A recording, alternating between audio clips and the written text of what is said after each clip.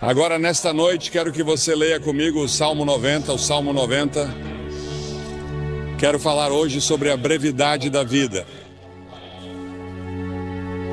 E serei breve, como fiz ontem à noite.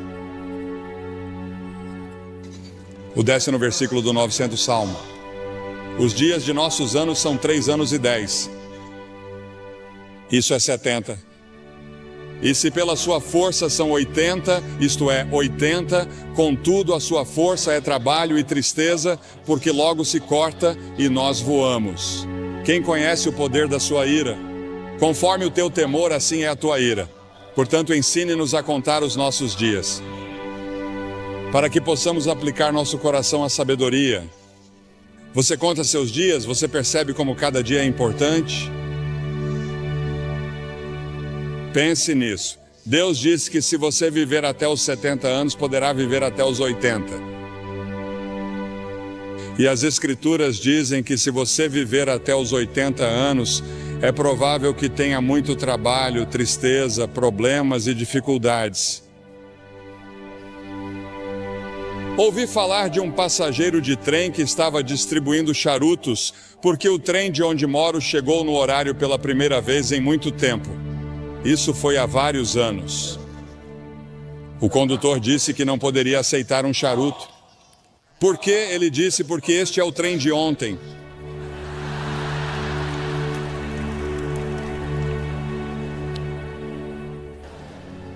Há o colapso do tempo ao nosso redor. Você sabia que nos dias de Jesus, o mais rápido que uma pessoa podia ir era o mais rápido que um cavalo podia correr? E isso aconteceu até 1830, quando desenvolvemos um motor mais rápido que um cavalo. Pense nisso. Naquelas centenas e milhares de anos, o mais rápido que você podia ir era a cavalo. Depois, em 1910, desenvolvemos uma aeronave militar que percorria 42 milhas por hora. Lembro-me muito bem, como se fosse ontem, quando Lindbergh decolou para Paris e em 33 horas estava em Paris e achamos que isso era realmente incrível. Hoje em dia entramos em um Concorde, ou algumas pessoas o fazem e chegam lá em 3 horas e meia. E em 1960 começamos a viajar pelo ar a 18 mil milhas por hora quando chegamos à estratosfera. Agora meu pai dirigia um cavalo e uma charrete e estamos tentando administrar hoje uma era espacial em uma condição moral e espiritual de cavalo e charrete. O tempo está desabando sobre nós. Quanto tempo ainda temos? O salmista pediu que o Senhor se lembrasse de como o meu tempo é curto. Eis que você fez os meus dias como um palmo e a minha idade como nada para você.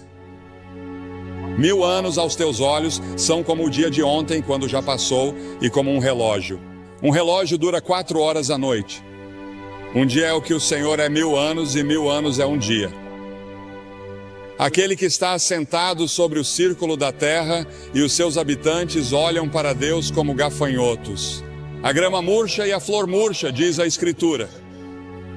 Os meus dias são como a sombra que declina, e eu me vou secando como a erva, mas tu, ó Senhor, permanecerás para sempre na tua memória, de geração em geração.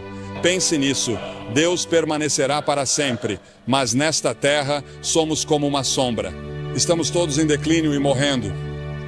Desde o momento em que nasceu, você começou a morrer porque todos nós estamos caminhando para a morte. Cada um de nós está sujeito à sentença de morte. Não haverá ninguém vivo nesta plateia, eu diria que daqui a 90 anos. Ninguém, todos partiremos. E o que você vai fazer com esses anos? Cada ser humano tem exatamente o mesmo número de horas e minutos todos os dias. Você sabe quantos minutos há em um dia? Você sabe quantas horas há em uma semana? Agora, se você viver até os 70 anos, seus primeiros 15 serão na infância ou na adolescência. Você passa 20 anos na cama. Os últimos 5 anos são de limitações físicas e você está reduzindo suas atividades. Isso significa que você só tem 30 anos para todo o resto, 30 anos para viver. E parte desse tempo tem que ser gasto com alimentação, trabalho e cálculo do imposto de renda. As Escrituras fazem esta pergunta: o que é a vida de vocês? É até mesmo um vapor que aparece por um pouco de tempo e depois desaparece. O mais velho de nós não viverá muito tempo. Nosso tempo já está nas mãos de Deus. Deus já tem um dia marcado para você ser levado deste mundo. Você pode estar envolvido em um acidente. Pode ser um câncer, pode ser um ataque cardíaco. Seja o que for, já está definido. E as Escrituras dizem que ao homem está ordenado morrer uma vez, e depois disso, o julgamento. Você estará diante do grande julgamento de Deus para prestar contas de como passou esta vida e o que fez em relação a Jesus Cristo, porque Deus deu seu Filho para morrer por seus pecados. Porque, como você vê, somos todos pecadores. Todos nós temos a mesma doença. Não me importa a cor da pele de vocês. Deus não olha para a cor da sua pele. Deus olha para o seu coração e vê que você tem uma doença espiritual no coração, e essa doença espiritual no coração se chama pecado. E todos nós somos pecadores. Isso significa que violamos as leis de Deus, desobedecemos a Deus, nós nos rebelamos contra Deus, e por termos nos rebelado contra Ele, teremos de enfrentar um julgamento. E Ele vai dizer: afastai-vos de mim. Nunca te conheci. É interessante para mim que as pessoas ricas não possam comprar mais horas. Os cientistas não podem inventar novos minutos. Você não pode nem mesmo economizar tempo para gastá-lo em outro dia. Você tem pouco tempo hoje. Diz que quer guardar para amanhã. Não pode fazer isso. Há urgência no tempo. A Bíblia diz: redimam o tempo porque os dias são maus. Os dias são muito ruins. Olhamos para nossos jornais e não conseguimos acreditar em todos os assassinatos, estupros e problemas raciais, todas essas coisas no mundo todo. Sim, os dias são maus e temos uma grande tarefa pela frente se quisermos que esta terra seja poupada por muito mais tempo. As Escrituras dizem que devemos redimir o tempo. É uma frase do mundo dos negócios. Significa comprar o tempo. Ouvi falar de pessoas que dão o dízimo de seu tempo. Devemos dar o dízimo de nosso dinheiro. 10% do nosso dinheiro pertence a Deus, se você for cristão. Mas podemos dizimar seu tempo. Reserve 10% do seu tempo e diga: Senhor, isso é seu para o estudo da Bíblia, para a oração. Você diz que passamos muito tempo nas rodovias, indo e voltando, e nas interestaduais, presos no trânsito. Você sabe, inventamos todas essas coisas modernas para economizar tempo, mas temos menos tempo do que nunca. Temos bem menos tempo hoje que meus pais na era dos cavalos e charretes. No entanto, temos automóveis e aviões velozes, e estamos correndo de um lugar para outro como loucos. E a maioria de nós não sabe o que fazer ao chegar lá.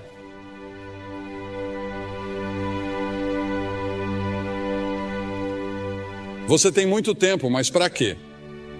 Você tem tempo para servir a Cristo. Você tem tempo para viver conforme sua vontade. Você tem tempo para obedecer a Ele. Você já fez como o salmista disse em 31:15 e se colocou à disposição de Deus quando ele disse: meus tempos estão em suas mãos. Há um filme em exibição nessa área chamado The Commitments. Você já entregou toda a sua vida a Cristo? Isso já aconteceu com você? Ah, você diz sim, eu fui batizado, eu fui confirmado. Vou à igreja de vez em quando. De vez em quando penso em Deus. Mas você realmente se comprometeu com isso? Você está totalmente comprometida com Ele? E você tem certeza de que, se morresse neste momento, iria para o céu? Você tem certeza de que seus pecados estão perdoados? É por isso que Cristo veio e morreu na cruz e derramou seu sangue e Deus o ressuscitou dos mortos. Além disso, há a tirania do tempo. Ele nos controla e ficamos frustrados. Correr de uma coisa para outra porque achamos que não temos tempo suficiente para fazer tudo o que precisa ser feito. Jesus disse: enquanto é dia, importa que eu faça as obras daquele que me enviou. Chega a noite em que ninguém pode trabalhar. A noite virá até você e você não terá a oportunidade de servir a Deus. Sirva-o enquanto você pode. Sirva-o agora. Priorize-o em sua vida. No entanto, no final de sua vida, ele disse: eu terminei o trabalho que você me deu para fazer. Deus tem um plano para a sua vida e você pode concluí-lo com a ajuda de Deus, e Ele lhe dará uma alegria e uma paz que você nunca sonhou que existissem se você colocar sua confiança nele. Ah, sim, quando Jesus deixou a terra, havia pessoas que precisavam ser curadas e vidas que precisavam ser tocadas, mas Jesus disse que havia terminado a obra que lhe havia sido designada. Pelo Pai, Deus designou um trabalho que somente você pode realizar. Você é único. Ninguém pode tomar o lugar de vocês. E Deus precisa de você em seu reino. O tempo pode ser nosso aliado ou nosso algoz. Mesmo assim, o tempo é incrivelmente justo e perdoador. Não importa quanto tempo você tenha desperdiçado no passado, você ainda pode ter o amanhã. Adlai Stevenson disse certa vez que o que conta não são os dias de sua vida, mas a vida em seus dias. Precisa comprá-lo. Qual é o preço que você tem que pagar? O preço é que você não tem tempo para certas coisas. Não devemos ficar à deriva, fazendo todos os prazeres, bebendo e fazendo todas as outras coisas erradas. Deus quer que amemos os outros. A principal coisa que Ele quer que façamos é amar o próximo e amar as pessoas de outras raças. A única coisa que distingue um crente dos outros é o amor que domina a sua vida. Sua vida deve ser cuidadosamente planejada. Depois há o término do tempo. Irmãos, o apóstolo Paulo disse em 1 Coríntios que o tempo é curto. No Apocalipse ele nos diz que o tempo não existirá mais. Jesus e seus discípulos passaram os 94 versículos de Mateus 24 até o final do capítulo 25 falando sobre o fim dos tempos. Ao nos aproximarmos do fim dos tempos, lemos em Apocalipse 12 que o diabo estará freneticamente ativo, porque sabe que seus dias estão contados. Sim, existe um demônio. Existe um Satanás. Ele é uma pessoa real e eles são demônios reais e vão lutar por sua alma esta noite, porque Satanás não quer desistir de você. Ele lutará para manter você no reino dele, pois existem dois reinos. Há o reino do diabo e há o reino de Deus, e você tem o direito de escolher em qual deles quer estar. É claro que não sabemos quando será o momento da vinda de Jesus. Em Marcos 13 é-nos dito que o céu e a terra passarão, mas daquele dia e hora ninguém sabe. Portanto, cuidado, vigie e ore, pois você não sabe qual é o seu tempo. Não sabemos quando Deus virá nos buscar. Em Romanos 13, o apóstolo diz que, conhecendo o tempo, já é hora de despertarmos do sono, pois a nossa salvação está mais próxima agora do que quando cremos. A noite já passou, o dia está próximo, portanto lancemos fora as obras das trevas e vistamos a armadura da luz. A Bíblia usa várias vezes a frase "o tempo está próximo". Jesus nos disse para discernirmos os sinais dos tempos. Um dos sinais é que a iniquidade será abundante. Pegue seus jornais e assista ao noticiário. A iniquidade é abundante em todos os lugares. Não apenas em Nova York, não apenas em Nova Jersey, mas em todo o mundo. Quando a lista for chamada no céu, você estará lá? O nome de vocês está escrito no livro da vida? Porque as Escrituras dizem que se o seu nome não estiver no livro da vida do Cordeiro, você nunca entrará no céu. Seu nome neste momento está no que é chamado na Bíblia de livro. E sob seu nome estão todos os pecados que você já cometeu, todas as coisas erradas que você já pensou, todas as suas intenções erradas. Está tudo lá registrado e você será confrontado no julgamento.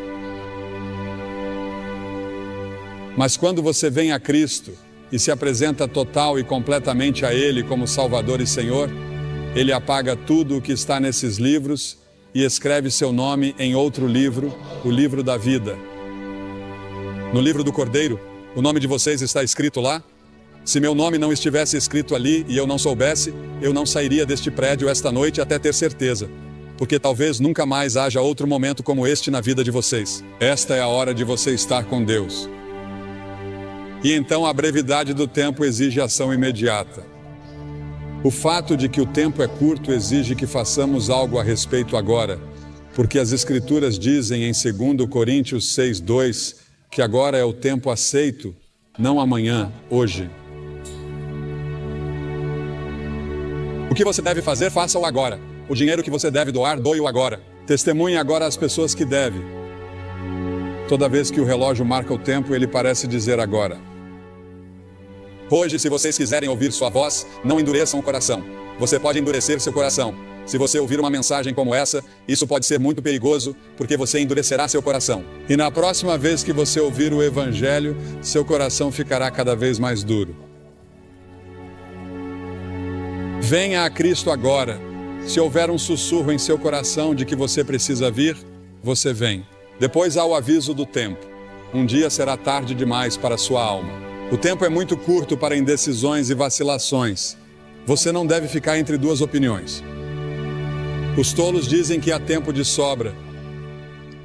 O diabo diz que você tem tempo de sobra. Todas as manhãs você tem 86.400 segundos para gastar e investir. A cada dia, o nome do banco abre uma nova conta com você.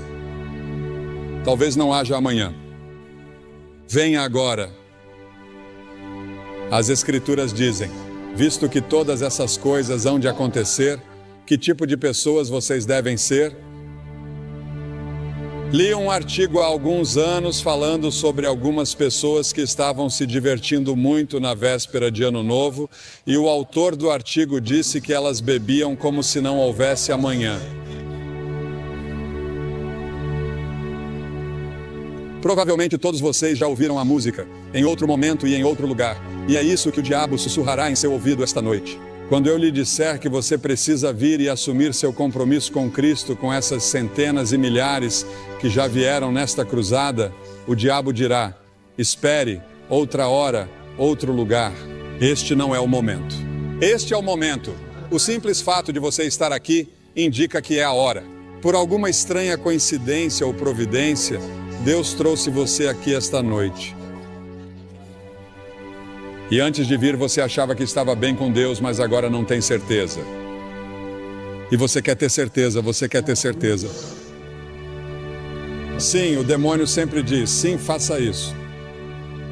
Mas em alguns momentos e em alguns lugares, Deus diz aqui e agora. Em Lucas 19, você vê Jesus chorando pelo povo de Jerusalém. Há um poema que ouvi pela primeira vez anos atrás que diz: há um tempo que não sabemos quando, um lugar que não sabemos onde, que sela o destino do homem para a glória ou para o desespero. Alguém me escreveu uma carta aqui esta semana. Diz: caro Sr. Graham, em 1957, sua cruzada foi ao antigo Madison Square Garden, na cidade de Nova York. Eu tinha 6 anos. Ainda me lembro da viagem de ônibus, das arquibancadas de madeira dura e dos meus sapatos pretos de couro envernizado. Lembro de tudo. Lembro-me de tudo como se fosse ontem. Quando você fez o convite para que eu entregasse minha vida a Cristo, eu estava pronto e me animei a ir. Mas infelizmente naquela época e naquela geração, minha mãe me respondeu e disse, quieto, sente-se. Não fazemos isso. Alguém pode ver você. Fiquei em minha cadeira. Aqui estamos 35 anos depois e tenho o privilégio de ser um conselheiro voluntário no andar de baixo. E é minha oração que nenhuma pessoa permaneça em seu assento, mas que venha à frente para receber Cristo. Enquanto há tempo, agradeço a você por trazer sua cruzada de volta a esta área. Minhas lembranças de menina de 6 anos estão transbordando de entusiasmo. Estarei orando por você esta semana. Deus abençoe você.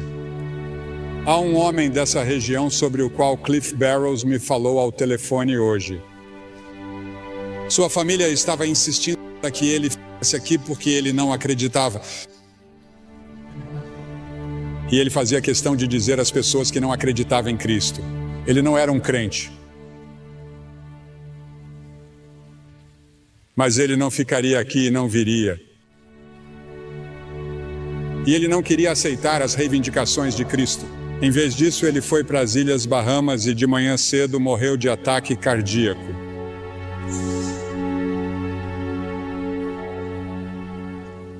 Para ele agora é tarde demais. Sua decisão está tomada. E quanto à sua decisão? Você vai dizer sim ou não às afirmações de Cristo? Cristo morreu por você, ressuscitou, e então o que você tem de fazer? Você precisa primeiro se arrepender de seus pecados. Isso significa que você diz: Senhor, sou um pecador. Sinto muito por meu pecado. Estou disposto a mudar meu estilo de vida. Quero segui-lo e servi-lo. E entrego minha vida a você esta noite, ou rededico minha vida a você esta noite. Preciso de você, Senhor, e quero assumir meu compromisso nesta noite. Nessa cruzada, nunca mais estaremos neste auditório. E você está aqui esta noite. Vou pedir que você se levante do seu assento na varanda. Isso levará 1 minuto a mais, portanto, comece agora. Venham e fiquem todos na frente, na minha frente, na frente do pódio.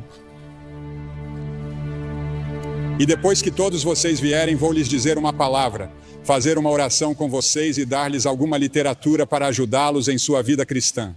Você diz: por que você pede às pessoas que venham publicamente? Porque cada pessoa que Jesus chamou, ele chamou publicamente. Havia algo em tornar isso público. Ele morreu por você publicamente, pendurado nu em uma cruz. Certamente pode vir e apresentar-se aqui publicamente.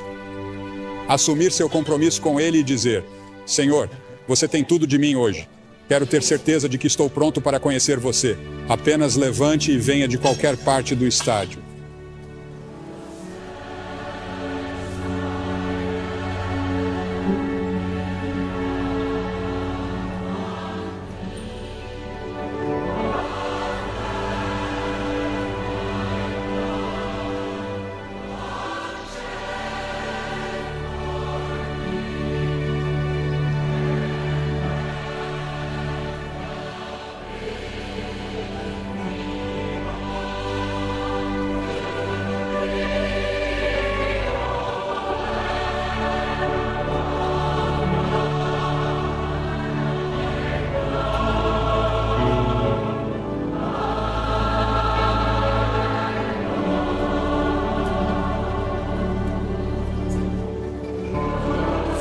Enquanto muitos outros ainda estão chegando, quero dizer uma palavra a vocês que talvez estejam assistindo pela televisão, porque esses cultos estão sendo gravados em fita para serem exibidos no final deste ano ou no início do ano que vem.